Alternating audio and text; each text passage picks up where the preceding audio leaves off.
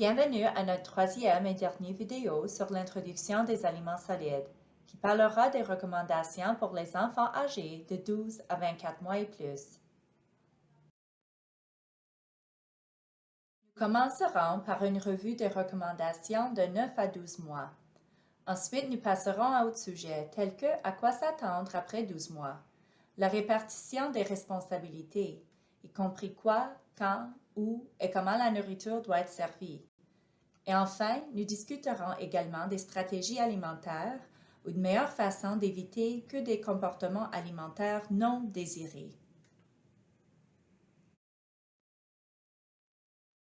Entre 9 et 12 mois, les enfants devraient déjà avoir 3 repas équilibrés par jour avec une ou plusieurs collations. Une variété d'aliments aux textures différentes devrait être offerte à chaque repas. Les excès de sucre, de sel et de gras provenant d'aliments emballés ou transformés doivent être évités, et seulement le lait homogénéisé, le lait maternel et le lait maternisé et de l'eau sont des boissons appropriées pendant cette période. Ces recommandations ne changent pas entre 12 et 24 mois. Ce à quoi vous pouvez vous attendre à mesure que votre enfant grandit au-delà de 12 mois, c'est que son appétit augmentera continuellement. Ils peuvent exiger plus de nourriture au moment des repas et avoir besoin de plus de collations tout au long de sa journée. Vous pouvez également vous attendre à ce que leur capacité à se nourrir s'améliore considérablement. L'alimentation est quelque chose qu'ils devront finalement faire par eux-mêmes, alors laissez-les quand ils vous demanderont qu'ils peuvent ou tout simplement parce qu'ils le veulent, même s'ils ne le peuvent pas. Tout cela fait partie de leur processus d'apprentissage. Au-delà de 12 mois, vous voudrez peut-être aussi commencer à sevrer votre enfant du lait maternel ou du lait maternisé. Le sevrage est différent pour chacun. Cependant, une préoccupation importante existe pour tous les enfants pendant cette période, leur croissance et leur développement. Le lait maternel et le lait maternisé fournissent des nutriments essentiels et des calories. Lorsque vous retirez cela de l'alimentation de votre enfant, vous devez vous assurer qu'il compense la différence avec sa nourriture et ses autres boissons. Vous voudrez peut-être consulter votre fournisseur de soins de santé primaire à cette période pour vous assurer que vous sévrez votre enfant de manière appropriée. Et enfin, vous pouvez vous attendre au-delà de 12 mois que la routine de votre enfant changera probablement.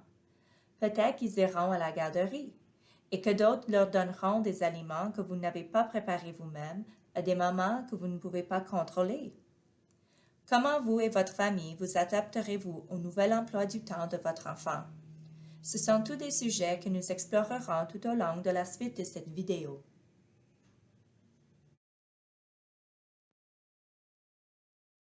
En tant que parent ou tuteur, vous avez un rôle important à jouer. Vous décidez quels aliments et boissons offrir à votre enfant et quand. De plus, vous décidez où et comment la nourriture soit offerte. Cependant, il est de la responsabilité de votre enfant de décider s'il va ou ne va pas manger ou boire, et en quelle quantité. En tant que parent ou tuteur, il est fortement recommandé que vous reconnaissiez et respectiez cette division de responsabilités. Prenez le contrôle des responsabilités qui vous sont assignées et confiez à votre enfant les responsabilités qui lui sont assignées.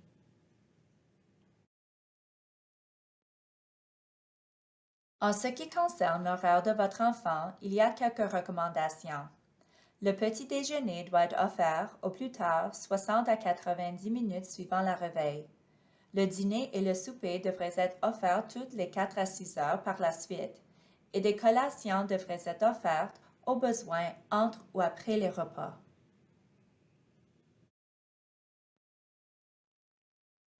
Équilibrer ces repas et collations peut être difficile, surtout si on propose à votre enfant des aliments à l'extérieur de la maison à des moments que vous ne pouvez pas contrôler. Il est toutefois de votre responsabilité de vous assurer que vous savez exactement ce que votre enfant a mangé ou mangera. Sinon, comment pouvez-vous vous assurer que l'apport alimentaire quotidien de votre enfant soit équilibré? Bien que le Guide alimentaire canadien ne soit pas recommandé avant l'âge de 24 mois, c'est ce que vous visez entre 12 et 24 mois. Ainsi, il est recommandé de garantir des protéines, des produits agréés entiers ou d'autres féculents, et une variété de fruits et légumes à tous ses repas. Quels que soient les aliments que votre enfant ne mange pas ou ne consomme pas suffisamment au moment des repas, vous voudrez peut-être lui offrir aux collations. Cela aidera à maintenir l'équilibre alimentaire de votre enfant.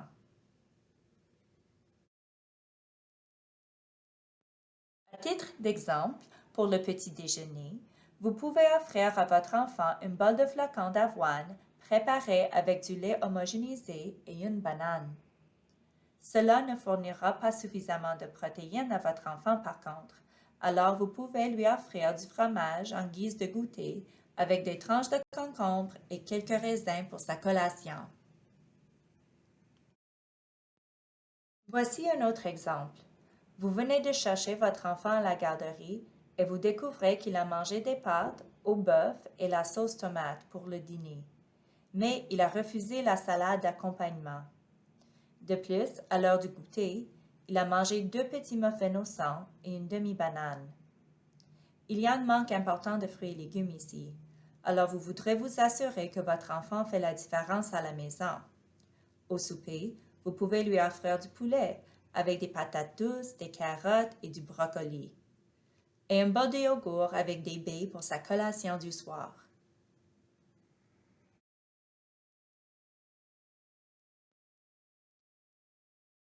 Où et comment la nourriture est servie est une autre responsabilité du soignant. Les repas et les collations doivent être offerts dans un environnement calme avec un minimum de distraction, sans écran ni jouets. Votre enfant doit également être assis confortablement et en toute sécurité dans sa chaise haute ou son rehausseur. Des ustensiles et des plats appropriés doivent être utilisés, comme un gobelet ouvert pour les boissons et des ustensiles de taille appropriée. Il est également tout aussi important de permettre à votre enfant de se nourrir, s'il le peut ou tout simplement parce qu'il le souhaite. Qu'il mange avec ses mains, ses poings ou ses ustensiles, permettre à votre enfant de se nourrir est une partie importante de son développement et de son plaisir.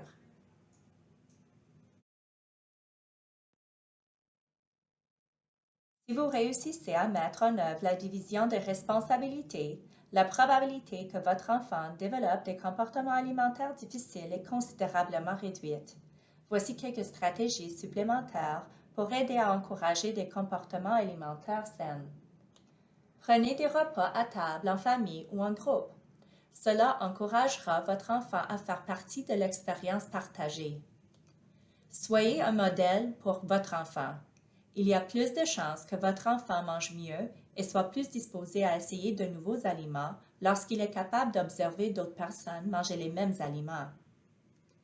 Offrez seulement de l'eau entre les repas et collations, car cela gardera votre enfant hydraté sans lui gâcher l'appétit. Vous ne voulez pas non plus prendre l'habitude d'offrir des aliments chaque fois que votre enfant le demande. Cela ne respecterait pas le partage des responsabilités. Et enfin, ne faites pas de pression, ni félicitez, ni récompensez, ni trompez ou punissez votre enfant avec de la nourriture, car cela accorde trop d'importance au comportement que vous essayez d'encourager ou de décourager. Les enfants ont besoin de la liberté de choisir eux-mêmes s'ils doivent ou non manger ou boire. C'est après tout leur responsabilité et pas la vôtre. En résumé, les recommandations entre 12 et 24 mois sont les mêmes que celles de 9 à 12 mois. Les enfants doivent manger 3 repas équilibrés par jour avec un ou plusieurs collations. Une variété d'aliments aux textures variées devrait être offerte à chaque repas et les excès de sucre, de sel et de gras provenant des aliments emballés ou transformés doivent être évités. Et seulement le lait homogénéisé, le lait maternel, le lait maternisé et de l'eau sont des boissons appropriées pendant cette période. En ce qui concerne la répartition des responsabilités, les parents et les tuteurs décident quels aliments et boissons offrir, en plus du moment, du lieu et de la manière dont ils sont offerts. C'est la responsabilité de l'enfant cependant de décider s'il va manger ou boire et la quantité, sans pression, louange, récompense, ruse ou punition.